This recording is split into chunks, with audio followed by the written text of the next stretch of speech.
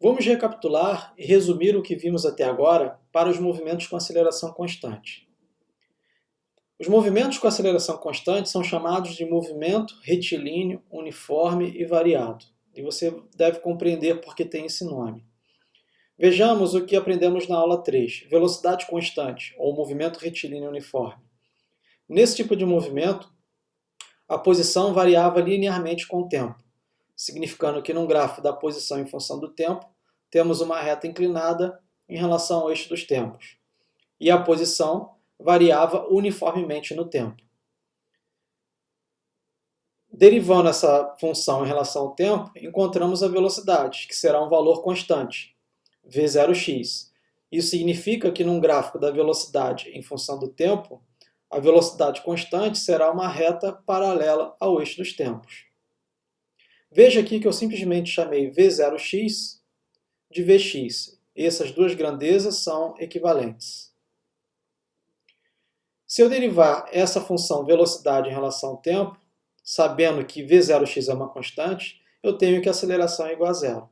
Então, quando a velocidade é constante, ou MRU, a aceleração é igual a zero. Voltando à função posição, x0 é lida no eixo vertical. Então aqui está x0, é o parâmetro linear da reta. v0xt é o deslocamento da posição inicial até a posição final. E v0x é o valor constante, lido num gráfico da velocidade em função do tempo. E a aceleração é igual a zero. Veja aqui que a reta vermelha está sobre o eixo dos tempos, significando que A é igual a zero.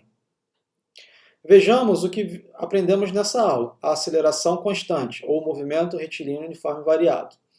A função posição, considerando que t0 é igual a zero, veja agora que comparando essa função posição do MRU V com a função posição do MRU, há um termo novo, um termo quadrático no tempo, devido à aceleração.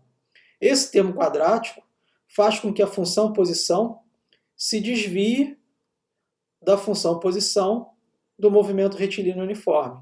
E esse desvio aqui, essa altura, lida no eixo vertical, no eixo das posições, é justamente a contribuição da aceleração, um meio de AT ao quadrado. Note que esse meio de AT ao quadrado, o produto de A por T ao quadrado, tem dimensão de comprimento. Então, estou somando comprimento, mais comprimento, mais comprimento.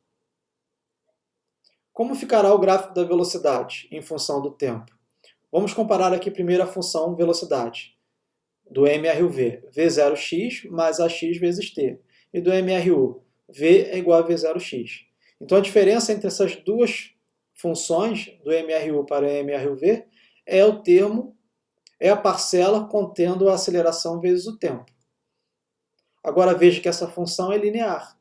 Então aqui está o gráfico da velocidade em função do tempo. Uma função linear. V0x é o parâmetro linear da reta e AX vezes T é o ΔV.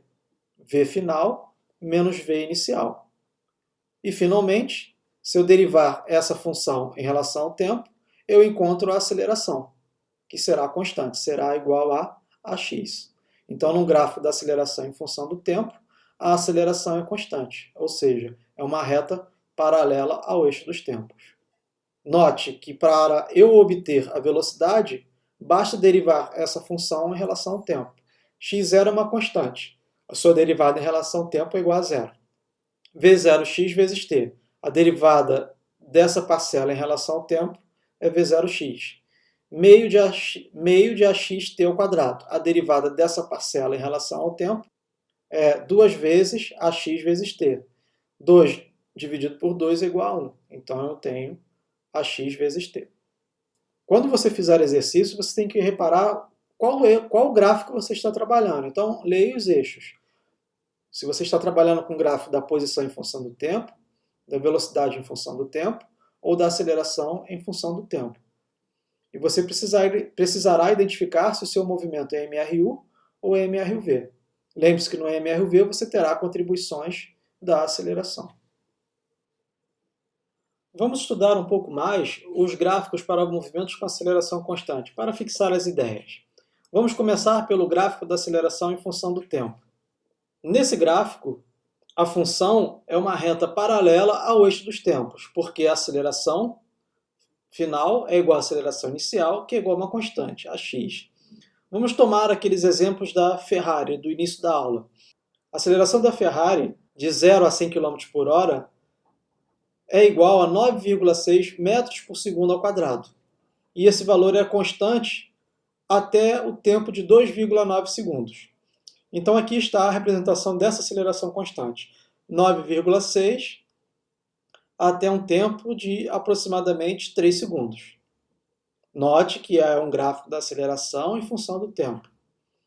E vimos que a aceleração da Ferrari, de 0 a 200 km era igual a 7,1 metros por segundo ao quadrado.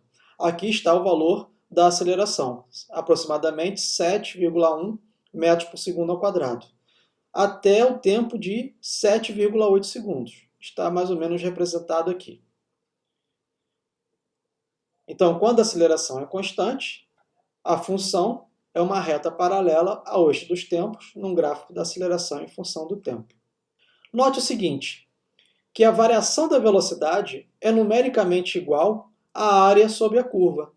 ΔVx, a variação da velocidade, é igual a AX, que é a altura desses retângulos, vezes ΔT, que é a base desses retângulos.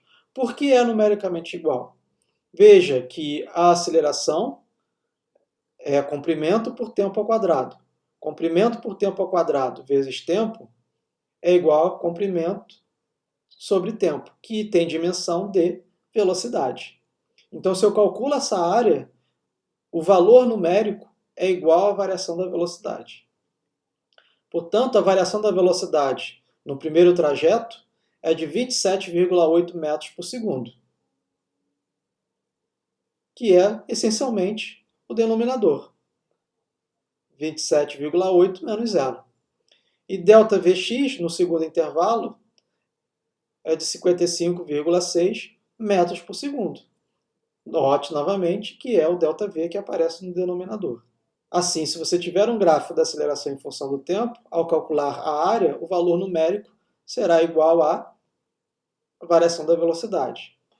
No movimento com aceleração constante, o gráfico da velocidade em função do tempo é uma reta inclinada em relação ao eixo dos tempos. Nesse gráfico, o coeficiente angular da reta é numericamente igual à aceleração.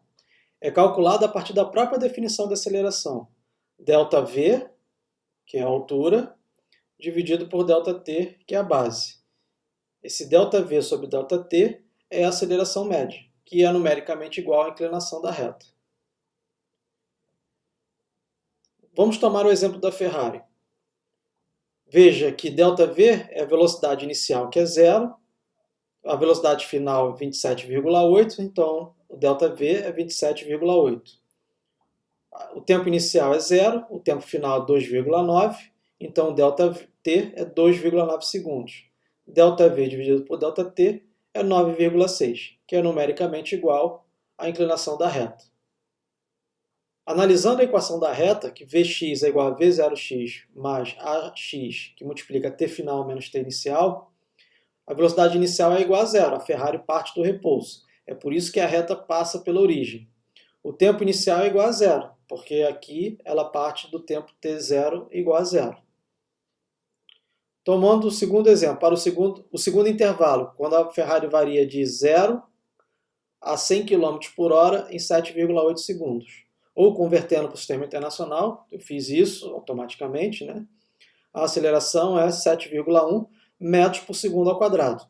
Veja agora que a inclinação nesse segundo trajeto é menor que a inclinação no primeiro trajeto, porque a aceleração é numericamente igual à inclinação da reta. Outra grandeza física que nós podemos obter desse gráfico da velocidade em função do tempo é o deslocamento. O deslocamento é numericamente igual à área sobre a curva. Note que ΔX é Vx vezes ΔT. Vx é a altura do triângulo e ΔT é a base. Agora, cuidado aqui. Aqui eu estou representando a equação física. Δx é igual a Vx vezes ΔT. Se você vai calcular o deslocamento a partir do gráfico, você precisa calcular a área desse triângulo, que é a base vezes a altura dividido por 2.